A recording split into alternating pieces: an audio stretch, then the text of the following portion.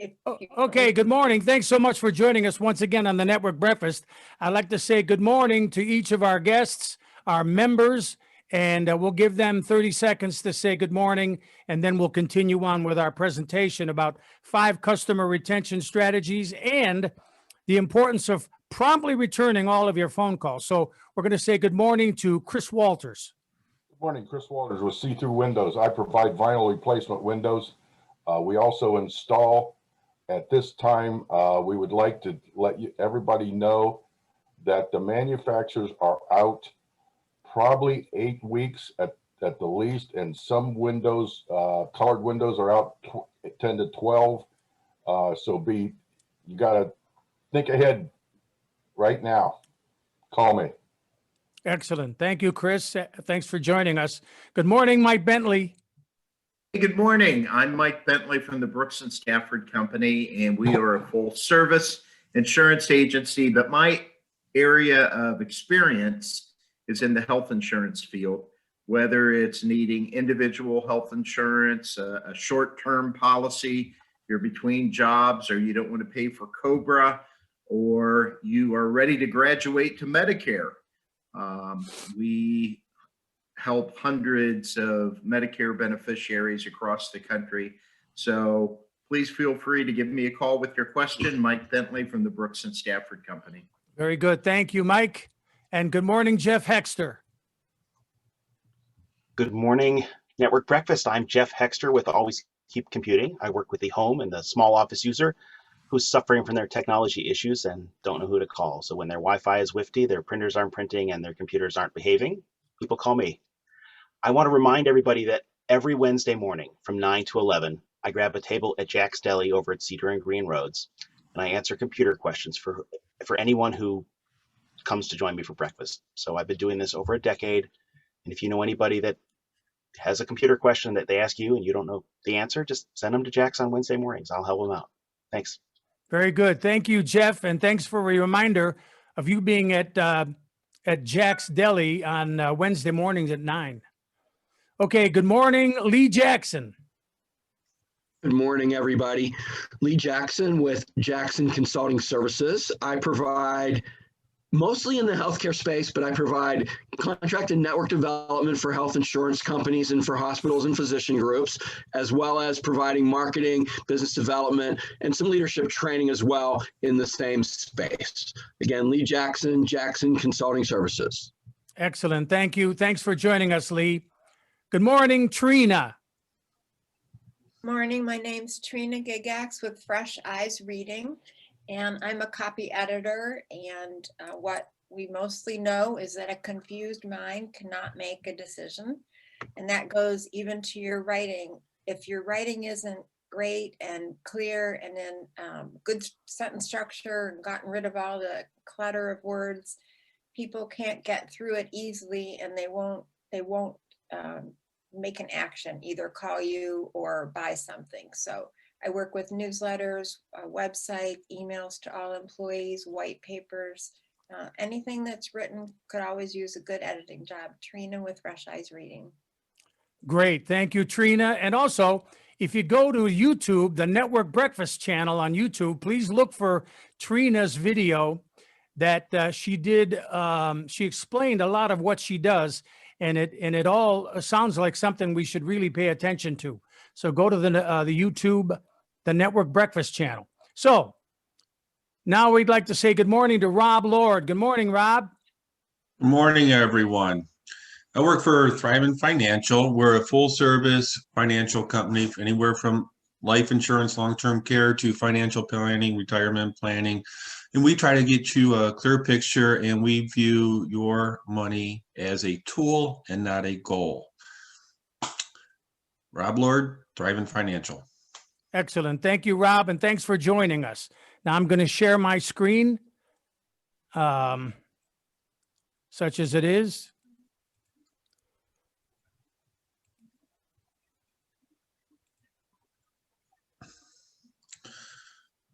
Tom, have you learned how to do breakout rooms with this? No.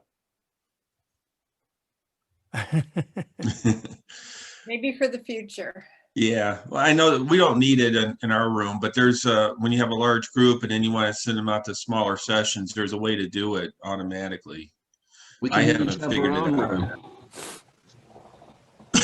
You, Okay, does everybody see that?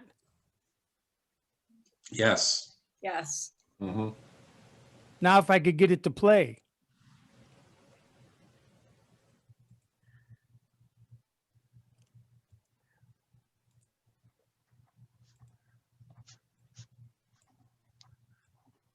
There it is.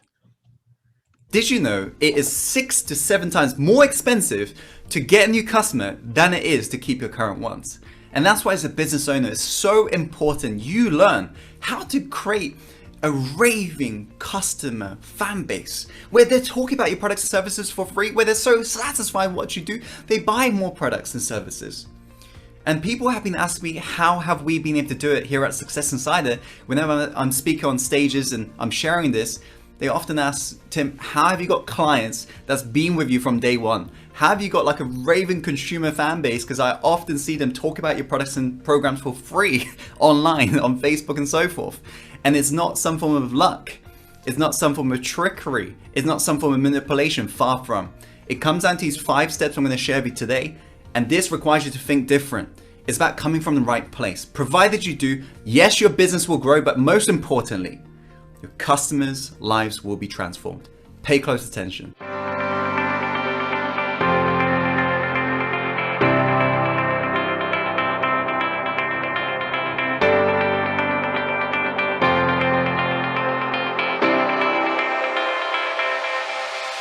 Without further ado, let's go on to the first step, which is treat your customers like family. This is our value number 1, our philosophy of what we stand for here at Success Insider. Everybody who buys any of our programs, who are part of any of our subscription services, are family. Even before the course started, Tim and I really connected, and it was something that I was really looking for in a mentor. I was really looking for someone who would not just provide value and guide me and advise me, but someone I could really connect with and someone I could trust. And I think with Tim, I kind of hit the jackpot for that. And they know that, and this is why they stick around. We often get testimonials saying this is unlike any other program I've ever joined to do business advice and personal development advice. And this is why they stick around, wanting to be part of this for longer than normal. It's about coming from the right place. It's about realizing that we're no longer in B2C, business to customer. We're no longer in B2B. We're in H2H business, human to human, heart to heart. What would you do for your family member if they really needed your help? Would you go above and beyond? Would you ensure you do kind gestures, random gestures that they may have not even paid for? Of course, treat your customers like family. This isn't some form of trickery. You've got to really feel it from the heart about every single customer. So talking about family, the second step is to over-deliver. Tim, week in, week out over-delivers. It's phenomenal the amount of knowledge that you'll get. Over-delivered. The information, the amount of information was unbelievable. It has been the most fantastic program that I've actually attended. I'm sure there have been times with your family members where you went above and beyond, right? Where you maybe gave them a gift and it really surprised them. It was unexpected. Maybe you did something that's really just a kind gesture and they're just ever so thankful. Go above and beyond. Whatever you promised them in terms of your program, your services, your products, go above and beyond. Because remember, people don't remember so much what you say, but they remember how you make them feel. And when they really feel like you're over delivering, you really care about their results, that's when they stick around, because they can tell that you're different from all the other companies that's focused on the bottom line. Third step is to have a big why and a cause behind your business. If you look at the biggest brands out there, you'll notice how they've all got a big cause. In fact, I remember when I was looking at some Tesla cars here on YouTube, one person, it was like a troll, left a negative comment saying, oh, Teslas break down. And I saw about 50 replies from Tesla owners protecting the brand. And isn't it incredible how they're willing to do that out of their own time? protect the brand, and they're not even being paid for it. And what you'll notice about these big brands is what? They all got a big why, big cause. People know the moment they join this company, they know where they're heading. They know the fact that this company is beyond just the bottom line, beyond just making money. And this is what drives the customers to feel like they really belong to the cause. Our big cause here at Success Insider is to impact the lives of 1 billion people. And the way we do that is by training up leaders to serve more, impact more around the world, share their message with the world. And this is what gets people fired up to be part of our mission, to transform the world. Because I believe there are so many people who've acquired this education that don't have access to it. And by coming together as one, we can make this happen, because together we are so much stronger. Have a cause for your business. Don't just be, I just help people with IT programs. Don't be one of those companies. Have a cause, have a mission, and share that with your customers as well as your team members. The fourth step is to create a sense of belonging. You do this by having some form of community around your brand. And this allowed me to connect to so many like-minded people, to make so many new friends who are on the same journey as me. Every single person that you meet is uplifting, and it just boosts your confidence, and it gives you that drive, that enthusiasm. And to create a great community, it does require a lot of management. And we got full-time payroll team members who are managing these groups. And the reason why I do this, yes, it costs loads of more money, but the reason why I do this is because I know the fact that they're going to be more successful the more they feel like they belong to something. And if you are thinking right now, but Tim, I'm not running a personal development company or a business education company, well, it's fine. You'll notice it with other brands. They're able to still do it. Even, for example, American Express. Notice how they got different tiers of their cards. And depending on those tiers of cards, they've got different places that the people can hang around. It's all a community, that sense of belonging. So create a belonging, an association with your brand. It immediately makes people stick with your brand longer, and they get more results in the process. And that's what it's all about. The final step is the most important thing. Be authentic, be transparent. No one speaks from the heart as much as Tim does, and it's been so valuable to me. Stop hiding behind your logo. If you're somebody who's always just writing written posts, stop hiding behind your blog post. Stop hiding your truth from your customers. I had somebody who was in the fashion industry who was going through a business that was going from one moment this, and the moment the .com began to really explode, it began to go like this. And she reached out to me wanting some help in terms of business consulting advice. So I offered her advice. I said, listen, you are hiding from your community right now. They don't even know who you are. They just see a logo. They can't relate to that. They can't get fired up by just seeing a logo. They want to know who is the person behind this brand. Just like how when you think of Apple, you think of Steve Jobs. When you think of Microsoft, you think of who? Yes, Bill Gates. When you think of Tesla, you think of Elon Musk. So I said, put yourself out there on video and just share with them, just for the first time, just heart to heart, what's happening. And within that 7 days, she'd made over £25,000, which is about $28,000 in 7 days. And that was a lot of money for her, because finally people bought into her, because she's been so transparent about where she was and what her jewelry stood for, what her fashion brand stood for. And finally they bought into her. So be authentic, be transparent, and do whatever it takes to transform people's lives. These are the 5 steps to turn your customers into raving fans. So come from the right place. It will transform your business moving forwards. Let me know in the comments box below what you're going to take action on. Let me know, and I'll be sure to get back to you. Like this video if you like this video, and share this video with an aspiring entrepreneur or an entrepreneur that you know will benefit from this message. As life is all about paying it forwards. And as always, follow your heart, my friend, and take action. And let's go transform the world together.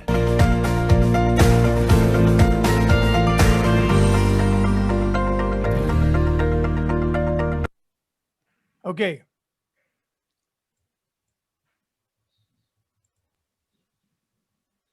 All right, so those are the 5 things. And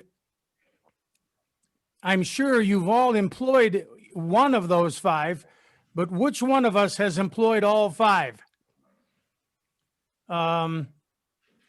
If we can question ourselves, you could tell this guy's passionate about what he does. and the success that he shows is because he makes people feel, like he said, people may not remember what you say, but they'll remember how you made them feel. That was so important, I think, taken away from that. In any case, any comments on any of those things that we just saw? People don't care how much you know until they know how much you care. That's correct.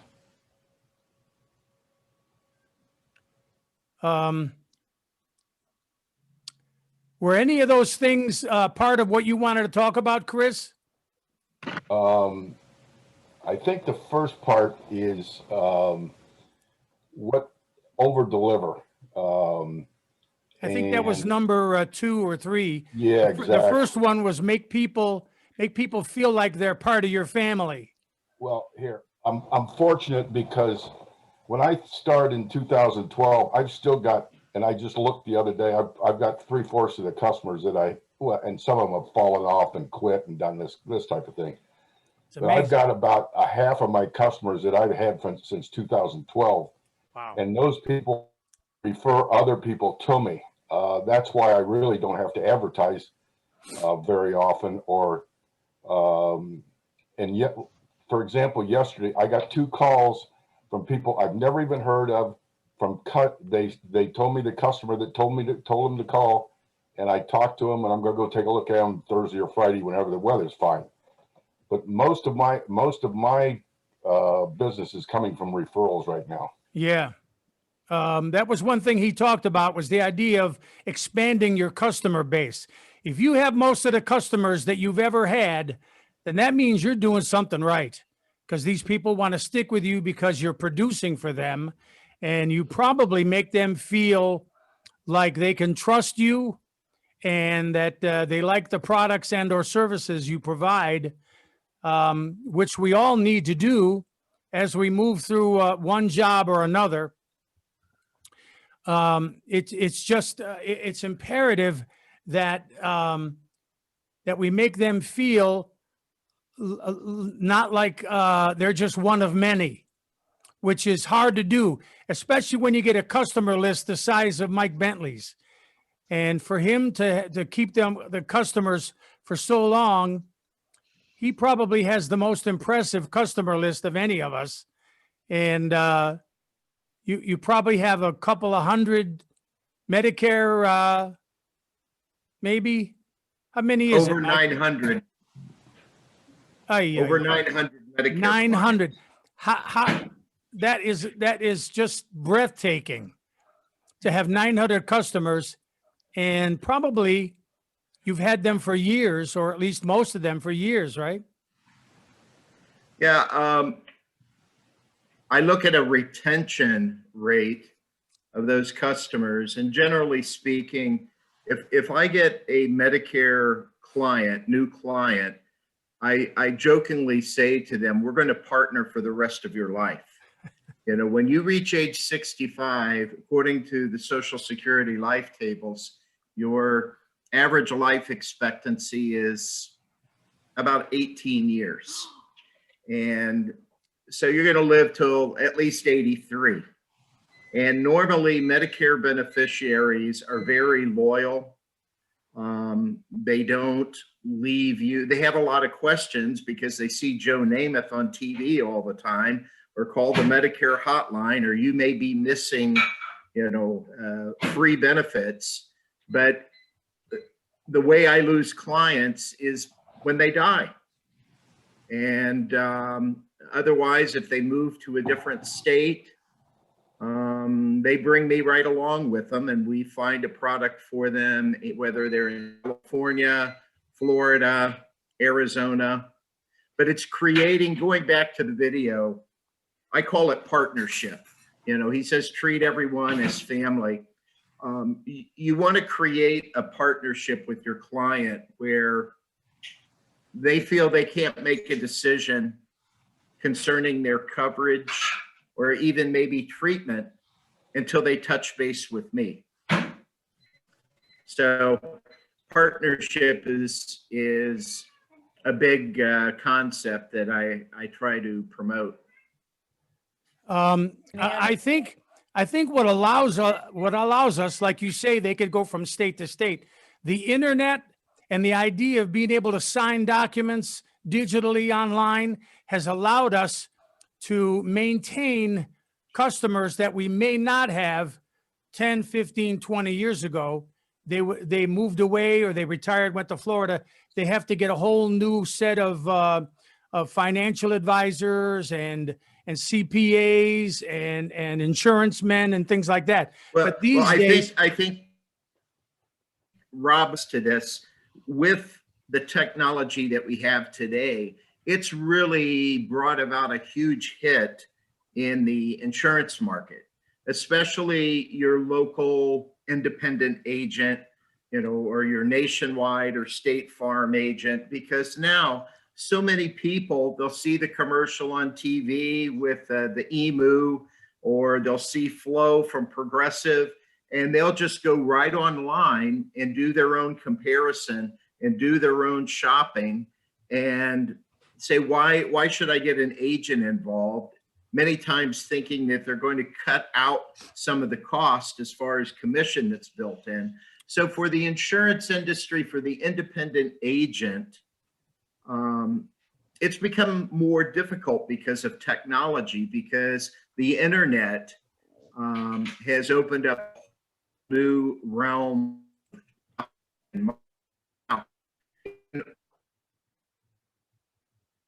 Oh boy. Much different, because the demographic, those typically, many are sort of old school, many are very hesitant of sharing information online. I know a lot of the insurance companies, even with Medicare products, are pushing electronic applications. They don't want paper applications. But a lot of Medicare beneficiaries, they don't trust the internet, or they don't trust talking to someone on an 800 number. And so having a live person, having someone that they can partner with, is a real plus. So I'm sort of swimming against the flow as to what the insurance industry in general is facing. Eliminating the age and just doing everything yourself and shopping online like you shop for everything else. So the Medicare market is sort of unique in that way. Excellent. Thank you, Mike. Anybody else want to comment on any of this? Okay. For me, it's not being able to go to these meetings where there is between 75 and 125 people. It's become very difficult to get to the new people that I would like to get to. It's gotten to the point in my business, it's a show and tell type thing. And you don't know who's out there who needs your product until you go to one of these meetings and they come up to you and say, would you please do this? Or can you do this? Or blah, blah, blah. And what's happened to basically our business is, I understand that Universal and Window World and all these people are doing it on, digitally, but they're getting stuff off of the internet. I don't even use the internet. I'm like Mike, I probably got 800 people on my email list, but I judiciously use my email for information only. I don't sell anything when I'm sending out an email. And I'm very fortunate because when I send out an email, I'll get 4 or 5 responses having me go do something. So I go about it a little different, but I think like Mike said, you see every insurance company. Sometimes if you watch TV, there's 6 of them, 6 commercials back to back to back. You're sick of it, and I think you want to get away from it and go see someone personally or hear someone personally. Okay, very good. I'm wondering, another person that has a list of people would be Rob. And Rob, you've gone from canard and moved on, was there rules or laws or anything that prevented customers from staying with you as you moved on? No, I was very fortunate. I did not have a non-compete or non-solicit clause with my company because we were independent. Many of the big companies will require that, so you can't even reach out to your clients for at least a year. They can reach out to you, but you can't reach out to them. I did not have that. So it's been a whirlwind because the amount of paperwork to do some of the transfers is pretty intense. And I'm at the point now, I'm hiring my first assistant. So it's going good. Wow, that's terrific. Just to take some of that load off of me, because I did one on Friday and they had 8 separate accounts just because of how they're titled, like a traditional IRA and a Roth IRA. 2 sets of paperwork for each account. Or, you know, but they had 8 accounts total between college savings, a husband and the wife. And it's just labor intensive just doing the paperwork. I already have their trust. They've been clients of mine for years and they're like, when can we do this? And I met them in person and it's a great family. And just like Mike says, it's like a partnership. That's how I sell myself. I have a client now, they're inviting me to their wedding. That's the type of client you want. That's making you feel like they're family. Sure. And they're a young couple, and I got a lot we can do with them. Yeah. Yeah, especially when they start introducing you to everybody else and they're going to think, wow, his financial guy is at the wedding. Maybe we should use him too. Yeah. And it's really good now just when you treat people right and they really trust you and feel comfortable with you. Out of the blue, my phone rings and it's somebody that they referred me to. Yeah. Or referred to me instead of me having to reach out to somebody else. And that's a really good warm introduction. You've already been sold to this person. I trust this guy. And if you can get referrals like that, you're almost golden. But you can't mistreat that because you can lose that trust there. Absolutely. So it's just like you have a new family member. This is your daughter's boyfriend or fiance. Well, you got to learn how to accept that. Yeah. Yeah, you got to treat everybody like their family. You got to go the extra mile. And of course, as we move on to our next little piece here, the importance of promptly returning all of your phone calls. So I'm going to share the screen once again, make sure we get all of this in. I'm going to share the screen and it's a little PowerPoint, but instead of me just typing it up and reading it, I put it up on the screen and we'll share this, share sound, boom. And we'll all take a look at, everybody can see that?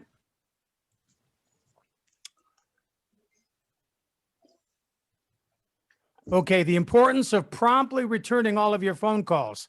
Sometimes the smallest little things can have the biggest impacts. For example, you may think that not returning a phone call promptly isn't all that big a deal. I'll get to it eventually, is a thought that has likely run through many a mind of the young entrepreneur.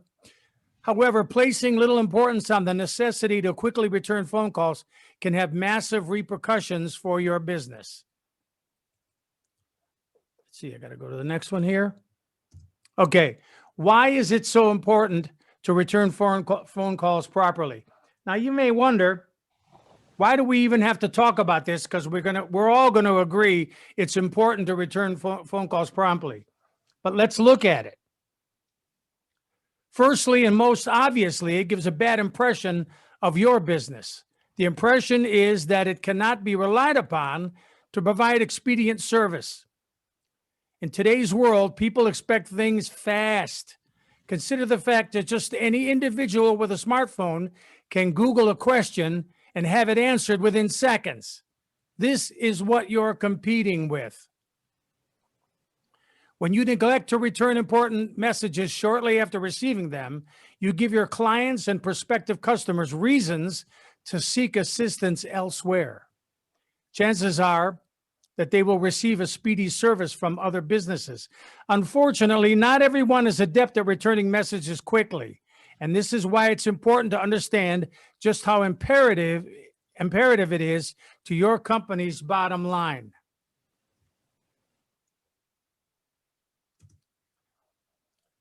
How can taking too long to return messages cost your company money? Let's take a look at that. As we alluded to before, customers have options. A simple Google search for businesses in your industry will often generate quite the list. It's of vital importance that you're able to make excellent impressions on first-time callers so they don't choose your competition over you. Naturally, your busy schedule won't always allow you to answer all of your calls, but the quicker you get to responding to messages left for you, the better impression you will give. Returning calls quickly shows that you are dependable. It also shows that you are accountable for the promises you make. Consider the instances when you have already spoken to customers about particular requests and have agreed to call them back when those requests have been met. It should go without saying that people don't like waiting. So remember that while you're working, your customers are waiting. How can you ease the minds of customers who are waiting on return calls? Be sure to leave detailed information in your outgoing phone greeting. For example, if you're going to be out of the office for an entire day, be sure to inform your callers that so they understand that you may not return their calls until the next day. If you are speaking to a customer live, be sure to provide them with a date and time when they will hear back from you, and be sure to stick to it. And I think that's the end of that. The importance of promptly returning all of your phone calls. Thanks for your kind attention. And I will stop that share and see if anybody has anything to say about that. I got it in. I do. Well, I want to pipe up here and say that not just phone calls, but emails. Emails Any too. kind of direct communication to you. I mean, there'll be times that I'll get to work, especially from a weekend, I might have 80, 90 emails. And it's like, oh my gosh, what do I do? And I think you have to have a plan established in advance. First of all, with timing, you were talking, I've got five T's that I work by here. So first of all, timing. I try to make it a point, not just for myself, but for my staff, that every phone call or email must be responded to within 24 business hours. All right. No ifs, ands, or buts. So within 24 hours, you have to give a response. Now, it is helpful also to have categories thought out in advance of the type of response that you're going to give. You know, whether it's going to be a service response or whether it's going to be a new referral response or whether it's just a touching base social response. And so it's worth our time to sort of maybe script out how we're going to respond to certain kinds, especially emails. It's real easy to do. You know, I get a lot of solicitations as an agent from people that want me to sell their product. And so I'll have a little sort of set response. I always want to give people the courtesy of responding to them. Even if they are a solicitor or salesperson, it talks about your personal integrity, and you don't know where in the future you may meet that person again in a different setting. And I always try to give even the solicitation emails a response. It might be 1 sentence, 2 sentences, but I send it off, and it's amazing the responses I'll get back. Thank you for letting me know, or I'm sorry that I've bothered you, or I'll take you off my list. So besides the timeliness, so my first T is timeliness. My second T is transferring. Transferring means energy. And as we watched the video of Tim Hahn, you could see how much energy this guy had and how excited he was. And customers and potential clients in general, unless, you know, they're a socially depressed person, most people in general like to receive positive vibes. They like energy. And I think if you've talked to me on the phone as a new contact, sometimes it's like, whoa, what did he have? 5 cups of coffee this morning. But they can feel the energy. And so even though it may be your 10th call that you've responded to within the morning, you have to come across and transfer the positivity and energy to that person. My third T is be truthful. Be truthful. People are fed lines all the time, especially if you're in the sales world, and they sort of know what kind of lines to expect as far as excuses. Be truthful. If you don't have an answer, I don't have an answer. Or I was unaware of that. But you will get them an answer. You will get them an answer. You will get them an answer. And just like that little video showed, you want to give them a time frame to get that answer back to them. I might say, I'll have to get back to you. I got to talk to the carrier. It may take 2 or 3 days. And then you got to make sure you follow up in 2 or 3 days. But truthfulness, along with truthfulness, the fourth T is tactfulness. Sometimes people are a nuisance. Sometimes people get under your skin. You know, one thing in dealing with the Medicare generation, I have a lot of 80-plus-year-old widows who will call me frequently about the most insignificant thing, because partly with COVID, they're lonely. Maybe they don't have family. Maybe they don't have anyone else they can talk to. And so they're going to call up Mike with, I got this in the mail. Is this something important? So you have to learn tactfulness along with the truthfulness. And then number 5, with every phone call or email response, you always want to come across as thankful. Even though it may be a pain in the butt, an annoyance call, or it may be a problem that you've got to deal with, you want to come across as being thankfulness, thanking that person for letting you know about this problem. Thanking them for calling you right away. So you want to come across as being thankful for that call. So those are 5 T's that I use, not only in trying to respond to phone messages, but also emails. So the timing, the transfer of, you know, people don't care how much you know until they know how much you care. They want your energy. They want your positivity. They want you to be truthful. You want to be tactful in what you say to a person. And finally, you always want to come across as being thankful, regardless as how insignificant that call or text or email might be. So I've said my share. Excellent. And it was an excellent share too, Mike. Excellent. Yeah. And I agree with him 100%. Absolutely. The idea of being good at this, customer retention strategies, and the importance of promptly responding. If we did these things each day, we probably would be even more successful than each of us already are.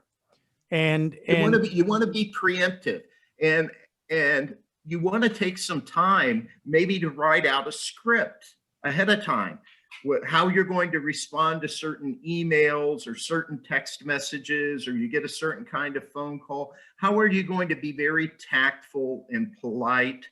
And sometimes you want to respond to that phone call or email, and you may have the information to answer it, but the timing isn't right because you've got a meeting in 5 minutes or 10 minutes, and you know it's going to take 20 minutes to explain everything.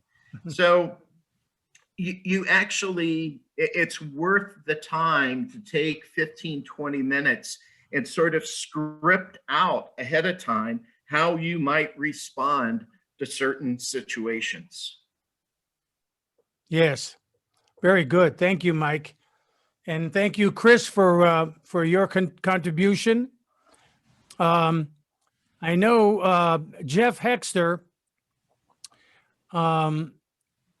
you're probably as good as anyone when it comes to referrals for people that you know or that you've talked to that maybe you can't help them, but you can develop a relationship with them by suggesting someone else that can do whatever it is they need. Can you speak to that for a minute? Sure. Well, this is about customer retention more than it is, and that the relationship you have with that customer. So both of the things we've looked at today were about your relationship with a customer or a potential customer. Not everybody is necessarily a potential customer for you, but they are a potential relationship and a source of other customers for you if you grow that relationship properly. The process of networking for those additional opportunities is different, very related to, but different from the process of growing the relationship with that person so that they can become a closer customer, a better customer, or even just a customer. What I'm looking at my notes, I've typed up notes on both the video and on what Mike was saying, because I think it's wonderful stuff. Everything Mike has here is about growing the relationship, maintaining the relationship with the current customer so that they are properly managed. And the difference between follow-up with a potential referral source, following up with your network, whether it's customers or other business partners, is really the difference in the goal of the communication. In both cases, well, in a sales follow-up, you're working at moving somebody further down a sales process. In networking follow-up, you're really looking at staying top of mind, being remembered when they encounter a situation where you should be referred. So the follow-ups fall into several broad classes. There's I call them the check-in, the check-back, the check-off, the check-out, and the thank you. So the check-in is, hey, I was thinking of you. How are you doing? And it might be, hey, somebody asks you, have you talked to this person in a while? And you say, no, I haven't. So I follow up saying somebody asked about you. And reaching out, whether phone, email, text, however you do it. There are lots of different methods to follow up, but these are the types of follow-up. The check off is, the checkout is, oh, I've got content that might be valuable to you. Let me share it with you. You can do that in an email. You can do that in a phone call. You can share a web link. So that's just a way to a touch point with your network. And it also works with the people that are your customers. This is a news report that you might find valuable. It's sharing information of value to the other person, or that you believe is of value to the other person. It shows that you're not just there for the sale. It shows that you're there for the relationship. The check off is when you're interacting with people who maybe it's not a good time to interact with them, and you want to check them, give them an easy out from your follow-up process. Sometimes people don't want to be followed up with anymore, and they haven't responded to your calls, so you just send them a note saying, I don't want to be a pest. Let me know if you want me to stop reaching out to you, or you can give them a note that says, how about I check back with you in 6 months instead of next week? But it's a kind and respectful way of letting somebody off the hook, to check off. The check out, check in, check off, check up. I'm sorry, check out, check. I've lost my list here. The thank you is really just a gratitude follow-up. And it has to be specific. It has to be appropriately personal. It has to be sincere. And it has to be only a thank you. You never should send a thank you with a plea for more business or a plea for a referral. When you do that, you undo the value of the thank you. it sends a mixed message. It's okay to send a thank you card, a thank you email, a thank you text, but don't put into it, and we value your business. Just say thank you, express gratitude. That's what connects with people. Send another note another day that says, we'd love to know if any of your friends have expressed this complaint or have this concern or would like information about this so we can help them like we helped you. I feel like I'm forgetting one of the types of follow-ups. Anybody hear my list and remember what it was? Check in, check out, check off, check back. Oh, the check back is the opposite of the checkup. When somebody gives you a referral or somebody gives you a recommendation, checking back is checking back with the person, letting them know I followed up with them. Here's what I found. Thank you for that. It's getting back, and a lot of us forget to let the person know who gave us the referral that we contacted the referral. And when you close that loop, it's an open loop in the other person's mind. I gave them that referral. I wonder if they ever followed up with them. But they're not going to take the effort to follow up with you because they've done dozens of these in that week. And if you follow up with them and say, oh, thank you so much for telling me to reach out to Chris. I talked with him. He's a delightful guy. Or, oh, Mike answered all of my questions. That's a really valuable response back to the person that gave you the referral. Wow. So, yeah, I thought about this stuff a little bit. Yeah, it's great stuff, Jeff, and great stuff, Chris, and great stuff, Mike. And thanks for sharing everything that you've gone through, Rob. I'd like Trina to chime in. Well, I have to apologize. I got to get going. I got some appointments today. Okay, thank you, They're Rob. online. They're on Zoom, Rob. so I don't have to drive, but I got to get ready for them. All right, thank you, Rob. Yeah, change his clothes. Take care, all.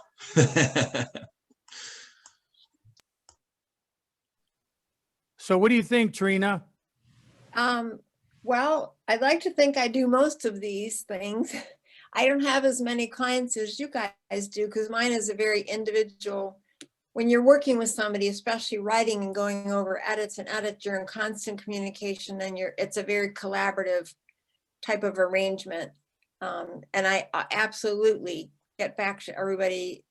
I don't usually have to wait 24 hours. I get so nervous about not getting back to them. I answer probably as soon as I can. But I appreciate in whole everything else, just to either remind or to expand more on what I'm doing. We got a lot of tips today from that. Yeah. But I think I've always treated people like a friend or a family, but that's just more my personality. Yes. To kind of somebody once someone's in my life, even for a short time, they're very precious to me, and that's how I try and treat people. Yeah, and you do make people feel like that, Trina. Oh, thank you. Mm-hmm. Okay, so thank you, Chris. Thank you, Mike. Thank you, Jeff.